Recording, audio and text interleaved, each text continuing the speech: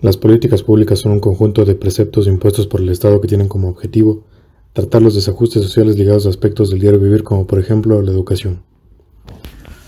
El objetivo de este video es analizar de manera crítica las políticas públicas y su influencia en la educación superior en el contexto del paradigma ecuatoriano, por lo que vamos a dar un recorrido a través de ciertos conceptos como el buen vivir, las funciones del Estado ecuatoriano, finanzas del Ecuador, entre otros conceptos, para comprender de mejor manera cómo funciona este sistema y de qué forma nos afecta a nosotros como actores sociales de este proceso. ¿Qué es el buen vivir? El buen vivir es la forma de vida que permite la felicidad y la permanencia de la diversidad cultural y ambiental. Es armonía, igualdad, equidad y solidaridad. ¿Qué nos enseña el Summa Kansai o el buen vivir? Nos enseña a tener conciencia de vida dentro de una dimensión holística y plantea la ciencia del estudio de la realidad dentro de esta comprensión armónica con la naturaleza.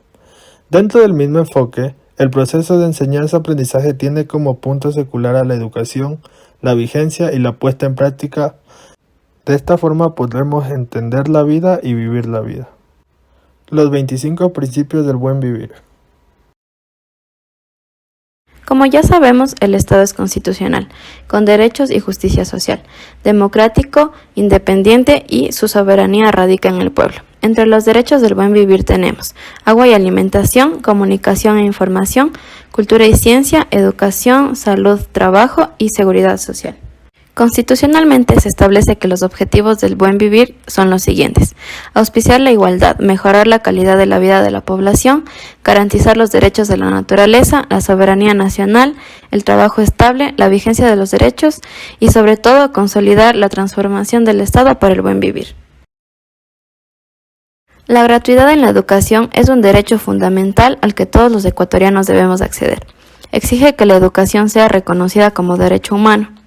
Según esta investigación, el ambiente escolar y laboral no concuerda con los conceptos del buen vivir. Los resultados demuestran que el buen vivir en nuestro país y en la educación están muy lejos de cumplirse. El análisis de la realidad educativa evidencia la necesidad de avanzar hacia un cambio en la educación, el mismo que responda a la idea de transformar las condiciones de vida de los pueblos del Ecuador y que forme seres humanos reflexivos, críticos y transformadores. Educación, formación destinada a desarrollar la capacidad intelectual, moral y efectiva de las personas de acuerdo con la cultura y las normas de convivencia de la sociedad a la que pertenecen. Ministerio de Educación maneja educación básica y bachillerato. Secretaría de Educación Superior, Ciencia y Tecnología. Para acceder a la educación superior se rige la evaluación que destina la CENESID, como es transformar LAES, LNs, cada uno en mandatos diferentes, y así ingresar a la educación superior y obtener el título de tercer nivel. Educación intercultural bilingüe. Esta educación resalta a pueblos y nacionalidades y así erradicar como una educación distinta a la habitual y no perder la identidad de ciertos pueblos y las culturas. El Estado es una forma de organización política que cuenta con poder administrativo y soberano sobre una determinada zona geográfica. Esta organización política se construye en un determinado territorio y tiene el poder de ordenar y administrar la vida en una sociedad. También se denomina estados al conjunto de instituciones que tienen la finalidad de administrar los asuntos públicos. Por lo tanto, el poder del Estado ecuatoriano es la estructura política de la República. Esta se encuentra dividida en 5 funciones, entre los que se encuentran las 3 tradicionales y las más importantes, que son la función ejecutiva, la legislativa y la judicial, y en adición la función electoral y la de la transparencia y control social. Por lo tanto, el presidente de la República es el encargado, es decir, el jefe de Estado y de Gobierno, y este ejerce la función ejecutiva en conjunto con los ministerios, secretarías, agencias y demás instituciones. Entonces, la facultad de crear leyes, es decir, legislar y fiscalizar a las demás funciones, corresponde solamente a lo que es la Asamblea Nacional.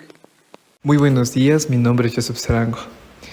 El Ecuador recibe mensualmente 33.000 millones de dólares, los cuales son repartidos a todo el Ecuador, a sus ministerios y secretarías. Asimismo, el Ecuador reparte este dinero a sus servidores públicos para mantenimiento del país y sus ministerios. a los dos principales, los cuales son el Ministerio de Educación y el Ministerio de Salud Pública. Al Ministerio de Educación se le otorga el 5,63% de este dinero. Asimismo, a la Salud Pública se le entrega el 8,1% de este dinero. Pero también hablemos sobre la deuda externa que tiene el Ecuador, o también llamada deuda impagable. Esta deuda consta de 66.000 millones de dólares, cuando en el anterior gobierno de Lenín Moreno estaba la deuda en 70.000 millones de dólares, pero gracias al gobierno de Guillermo Lasso hemos logrado reducir la deuda unos 4.000 millones. Muchas gracias y espero que esta información les haya servido.